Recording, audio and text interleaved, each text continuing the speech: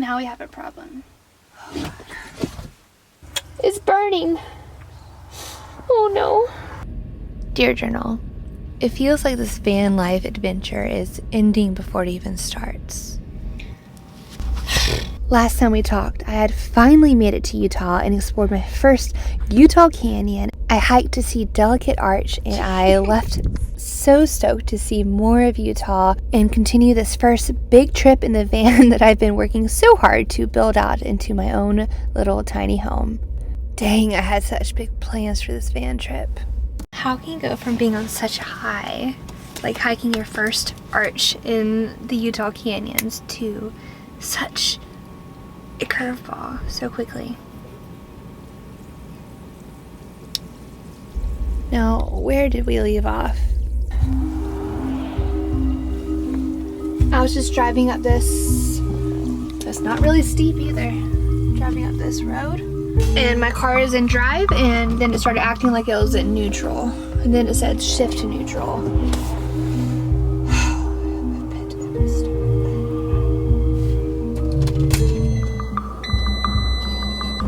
It's 9:30 a.m. I am in the middle of Utah. I don't know anybody here. I don't have any cell phone service, and now my van is acting up. This is a problem.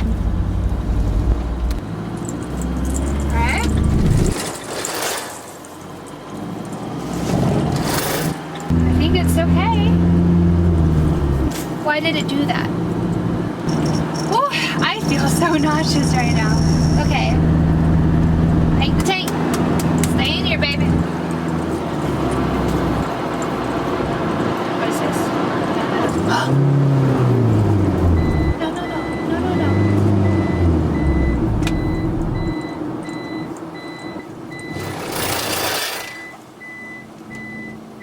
What is happening?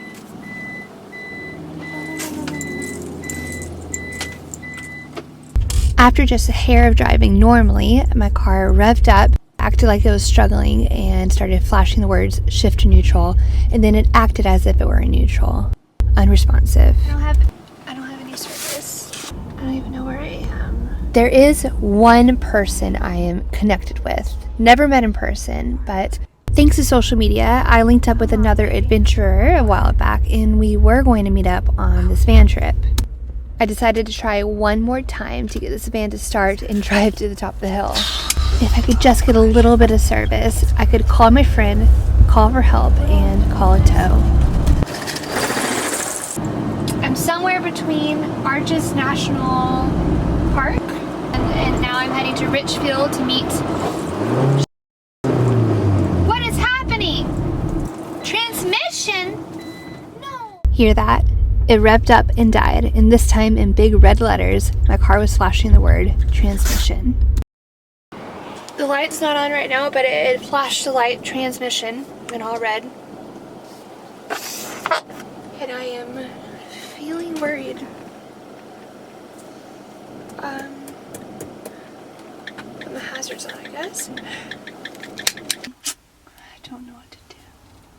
At this point, I obviously can't drive my van, and it's not an option just sit there and be helpless, because you're never helpless. You can always do something. So what can I do here? I realized I needed to get out of the car. I could walk forward to the next town over, walk until I got cell phone service, and I could call for help, or walk until I got help. I'm walking. What happens next blows my mind. This man pulled over. I think he wants me to follow him, and he'll follow me. I got out of the van, I started walking, and it wasn't even 5 minutes before somebody stopped for help. But this somebody was the most unlikely, but kind of perfect solution for this problem. He only speaks Russian, so I couldn't explain what I was doing. The man walked up and motioned for my keys. I know it sounds sketchy, but I don't have a lot of options right now, so I give them to him. He drives so he can see the problem for himself. Uh-oh, there. Okay. It says to neutral. Okay. Yeah.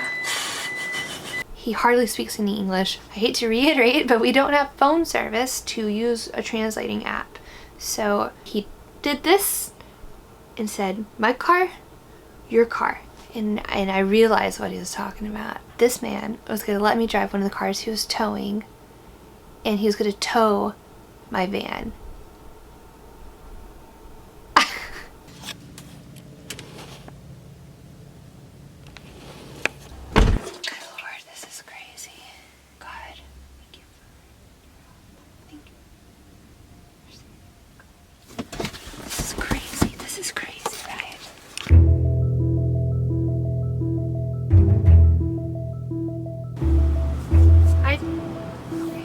He's coming. Let's see.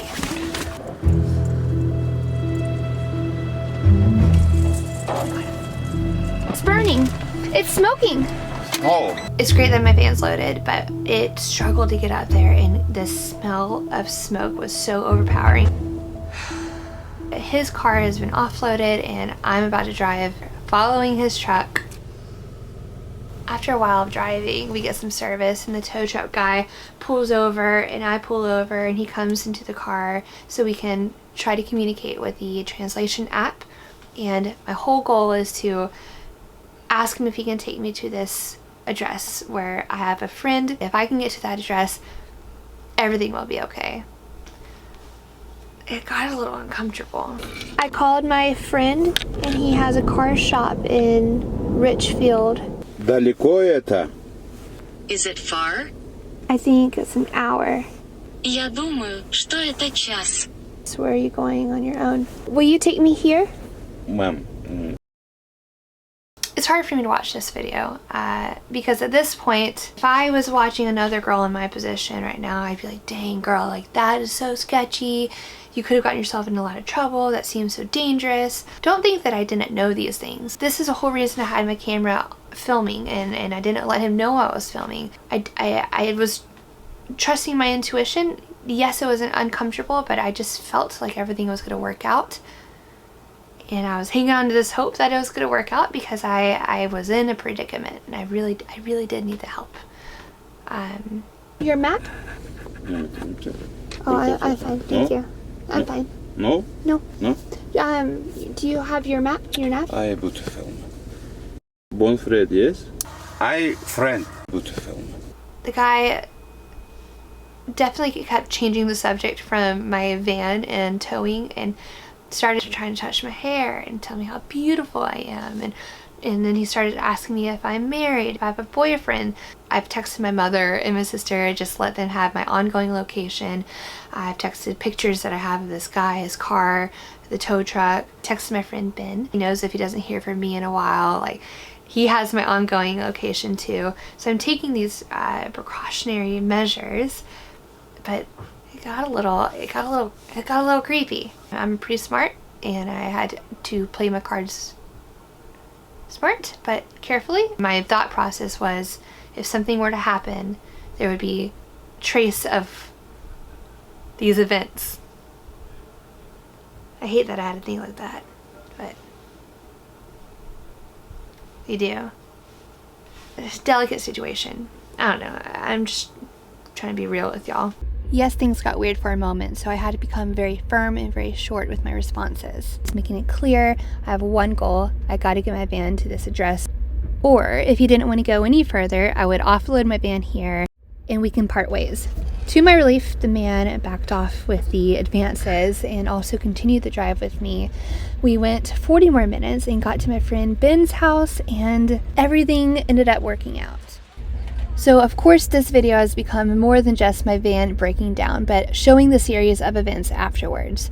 I was hesitant to show y'all because it is sketchy, and I am sure there could be some thoughts or comments, but the reason I'm sharing this is I want you to learn from my mistakes. For anybody out there, but especially the ladies, please have a means of communication, especially if you're going to do this kind of nomadic lifestyle. From here on out, I'm going to have a satellite phone with me at all times. I'll never be without service again, and I'll never feel like I can't call for help. Also, this one feels like a no-brainer, but I need to get AAA, and I don't have it. I now think it's something any van lifer or traveler should have, and don't be like me and think you're not going to need it. You never know.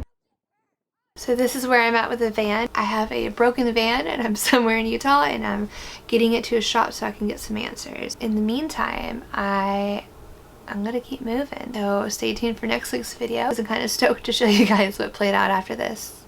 Until then, bye. She said I won't be back in a while. Don't wait.